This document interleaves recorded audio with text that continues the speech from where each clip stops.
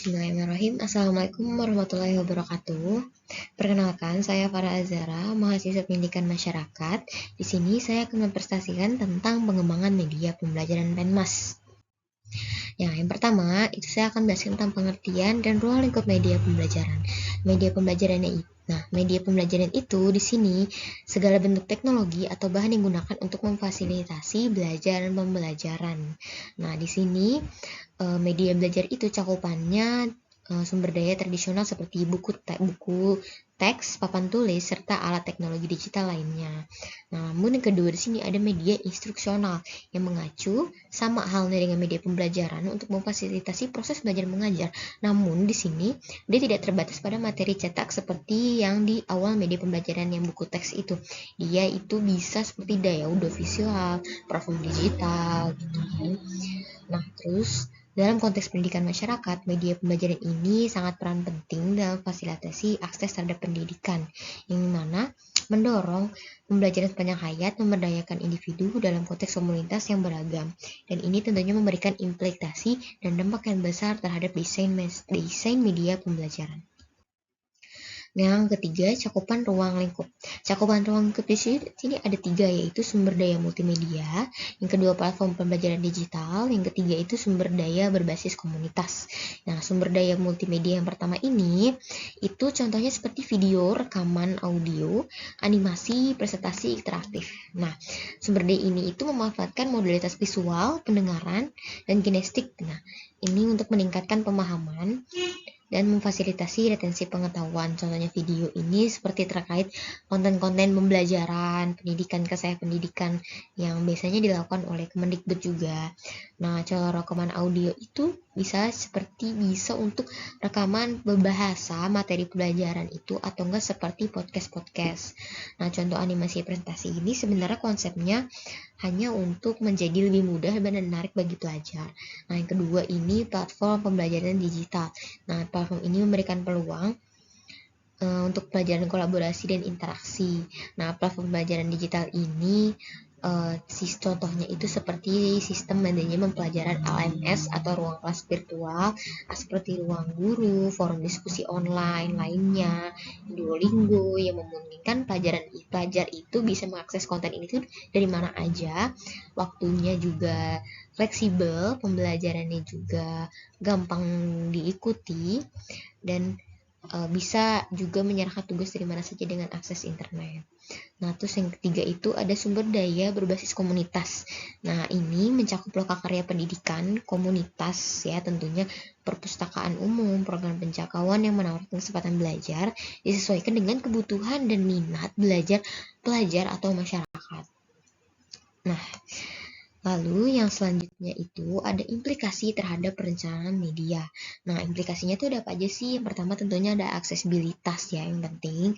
Nah, karena gimana pun juga media pembelajaran itu pasti tuh aksesnya juga harus bagus ya dan inklusifnya. Nah, karena tidak tentunya hanya kepada pelajar-pelajar yang sewajarnya, dan tentunya akses ini harus bisa juga diraih atau bisa digapai oleh anak-anak penyandang disabilitas dan berkebutuhan khusus, karena mereka juga memiliki kewajiban untuk belajar, ya kan? Nah, yang kedua itu relevansi dan sensitivitas budaya, yaitu di sini desainer itu harus bisa mencerminkan konteks budaya, nilai-nilai, dan norma-norma yang baik yang sebagaimana sewajarnya itu untuk dirancang sebagai sistem teknologi media pembelajaran. Dan yang ketiga itu keterlibatan dan kolaborasi masyarakat. Nah, di sini setelah desainer itu tahu norma-norma konteks-konteks budaya, maka dari sini desainer itu bisa berkolaborasi atau kemitraan dengan perancang media atau dengan para aktivis budaya, yang dimana biar agar tahu kalau ternyata pembelajaran konten-konten ini sudah sesuai dengan konteks-konteks budaya. Oh, ternyata budaya ini cocok untuk pembelajaran umur segini dan segini, dan rentan kelas gitu. Dan terus yang selanjutnya ada bentuk media pembelajaran. Untuk media pembelajaran sini ada 5. Yang pertama bahan cetak, itu yang tadi, mencakup buku, teks, handout, lembar kerja, dan panduan belajar. Yang kedua ada audio visual, mencakup audio podcast dan presentasi. Yang ketiga ada sumber daya digital. Ini mencakup e-book, khusus online, situs web, interaktif, dan aplikasi pendidikan. Yang keempat, teknologi interaktif, yaitu media instruksional seperti VR, yaitu virtual, dan lingkungan belajar game field. Yang kelima, terakhir, interaksi manusia. Tentunya interaksi manusia ini masih menjadi hal penting ya dalam pembelajaran. Tidak merujuk pada hanya bahan cetak, audiovisual. Sebenarnya interaksi manusia ini masih termasuk hak paten penting dalam bentuk media pembelajaran. Karena kita masih tetap membutuhkan diskusi, kolaborasi, dan bimbingan para mentor dan tutor. Nah, yang selanjutnya ada ruang lingkup media pembelajaran. Nah, ruang lingkup media pembelajaran di sini itu yang pertama ada lingkungan belajar. Tentunya lingkungan belajar untuk media pembelajaran itu disesuaikan dengan pendidikan dari ruang kelas formal hingga non formal yang lokal karyanya itu komunitas yang informal. Nah, mereka itu bisa mengakomodasi modalitas pembelajaran tatap muka ataupun hibrida atau online agar intinya memastikan bahwa lingkungan belajar itu aksesnya itu bisa dicakup oleh semua pelajar. Nah, yang kedua ada mata pelajaran dan disiplin ilmu, mencakup mata pelajaran dari matematika, sains hingga seni dan humaniora. Nah, jadi tuh melingkupi mata pelajaran apa saja gitu loh. Jadi semua orang tuh punya kesempatan untuk mempelajari hal ini.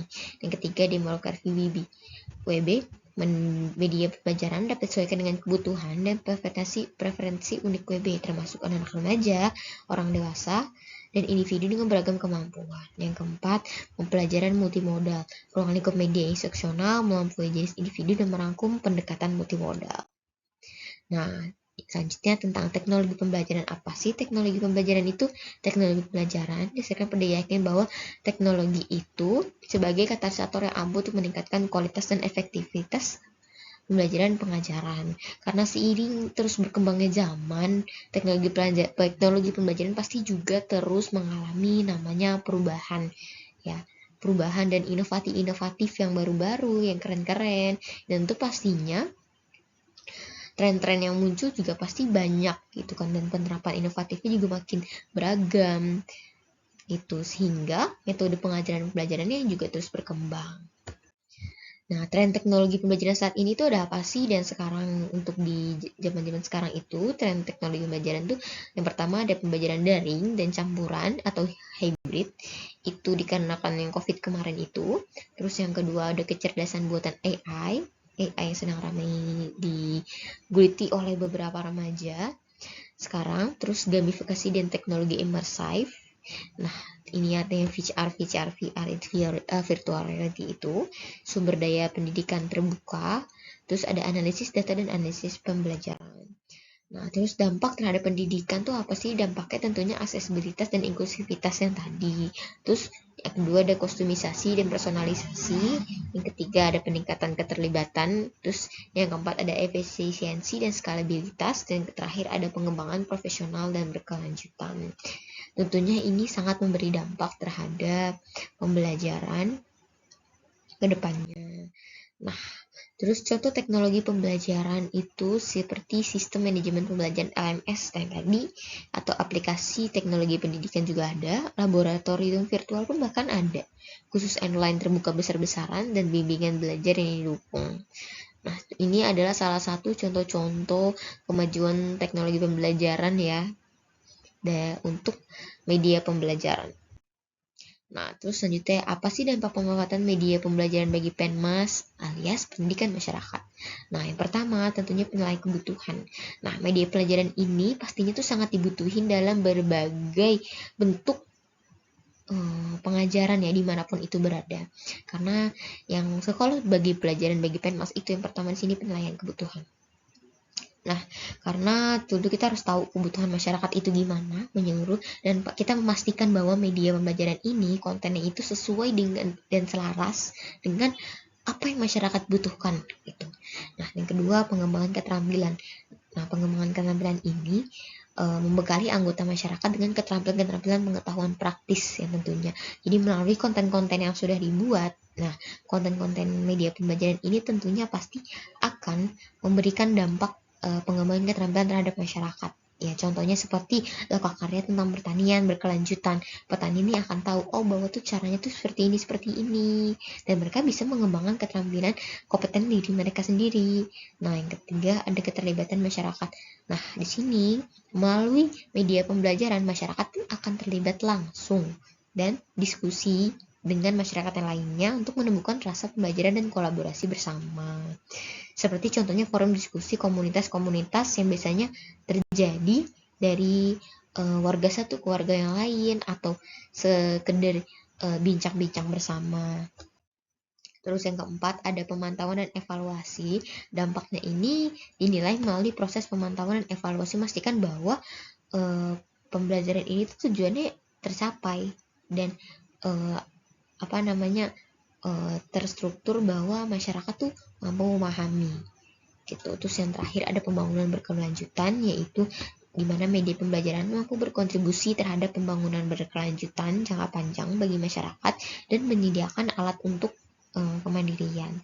Contohnya program kesiapsiagaan bencana yang mana itu didukung oleh media pembelajaran dan juga alat-alatnya itu kan ada beberapa yang masih kita mudah jangkau, mungkin ada yang memang harus kita sediakan. Nah, tantangannya tuh apa sih dan pertimbangannya bagi pendidikan masyarakat media pembelajaran ini? Gitu ya. Meskipun banyak dampaknya ya, pasti tentunya itu pasti ada tantangan dan pertimbangannya. Kesenjangan digital, pertama kesenjangan digital. Kenapa kesenjangan digital? Karena masyarakat itu masih banyak yang belum tahu bahwa akses internet itu seperti apa sih, dan kayak media pembelajaran sekarang itu kan sudah istilahnya sudah meningkat, jadi banyak orang belum tahu AI itu apa, VR itu apa, ini tuh apa. Jadi itu tantangannya. Dan yang kedua itu ada sensitivitas budaya, yaitu media pembelajaran harus peka terhadap budaya-budaya yang bertingkat adat istiadat gitu ya, karena kan dengan Indonesia itu yang beragam budayanya, jadi tidak bisa kita hanya langsung mencekok kayak masyarakat harus belajar seperti ini, tidak bisa, karena semua itu harus pelan-pelan dan harus dikenali dari seolah-olah dari budaya mereka itu seperti ini, bisa seperti ini, bahwa media pelajaran itu bisa loh dipelajari dengan budaya kalian gitu. Dan terus yang ketiga ada kendala sumber daya, yaitu mengembangkan dan mendistribusikan media pembelajaran mungkin memerlukan sumber daya keuangan dan logistik tentunya ya, pastikan ini memakan banyak waktu dan tenaga. Dan keterlibatan masyarakat juga, bahwa tergantung pada partisipasi masyarakat juga. Kalaupun nyata masyarakatnya masih minim, yang kayak masih tidak terlalu tertarik, itu kadang itu masih menjadi poin pentingnya, salah satu tantangannya. Nah, yang selanjutnya efektivitasnya media pembelajaran bagi pendidikan masyarakat itu keterlibatan pembelajar, yaitu efektivitasnya kita lihat pertama dari sini, yaitu mengukur ke tingkat keterlibatan partisipasi anggota masyarakat ya. Yang tadi saya bilang, kalau tingkat kehadiran di masyarakat, partisipasi aktif gitu. Kalau ternyata masyarakat partisipasinya aktif, mereka semangat, berarti mereka tuh mau mencoba mengikuti media pembelajaran yang semakin meningkat lah maraknya ini. Kayak mereka tuh mau tidak mau itu kan harus mengikuti ya, karena teknologi itu pasti kan dalam dunia ini kan pasti terus berlanjut berkembang gitu. Yang kedua itu akuisisi pengetahuan ya gitu. Efektivitasnya itu dinilai dinilai itu sejauh mana anggota masyarakat tuh memperoleh, dan pengetahuannya itu tuh dari media pelajaran tuh di sini tuh di apa ya istilahnya, dicek gitu. Mereka tuh mampunya tuh semana gitu loh. Terus yang ketiga ada perubahan perilaku, yaitu mengevaluasi apakah media pembelajaran ini berhasil mengubah perilaku positif di masyarakat gitu, melalui konten-konten atau media-media yang telah kita berikan. Nah, terus apakah yang keempat itu ada hasilnya setelah berubah? Pasti ada tindakan dan pasti ada hasilnya, atau belum ada hasilnya atau bagaimana gitu. Yang terakhir itu umpan balik ya. Umpan balik itu Melalui survei wawancara kita bisa tanyakan kepada masyarakat, apakah ini berdampak pada kalian, apakah ini tuh sangat membantu kehidupan kalian semua gitu kan, melalui sudut pandang masyarakat tentunya. Nah, yang selanjutnya, kembali lagi, pasti ada dampak dan tantangan lagi bagi efektivitas. Nah, dampaknya itu pasti pemberdayaan masyarakat, akses-aksesnya juga. Nah, terus mendorong pembelajaran yang tadinya mereka nggak tahu belajar, jadi tahu gitu. Terus mempromosikan pelestarian budaya dan pembangunan berkelanjutan pastinya. Nah, tantangannya ini pasti kita memberikan edukasi ke banyak masyarakat, pasti itu semua tuh menerimanya beda-beda. Hasil pembelajarannya juga beragam tentunya. Nah, ini menjadi tantangan. Ada beberapa masyarakat mungkin yang menganggapnya ini hanya hal yang biasa, ada mungkin yang kayak sangat semangat. Jadi tuh semua hasilnya tuh ya beragam. Nah, terus dampak jangka panjangnya ada mungkin dari pembelajaran yang kita kasih ini mungkin hanya mungkin berdampak pendek, atau mungkin dampak jangka panjangnya mungkin tidak terlalu efisien gitu. Dan yang ketiga ada kendala sumber daya yang tadi kita bilang, kita harus mengarahkan waktu dan tenaga.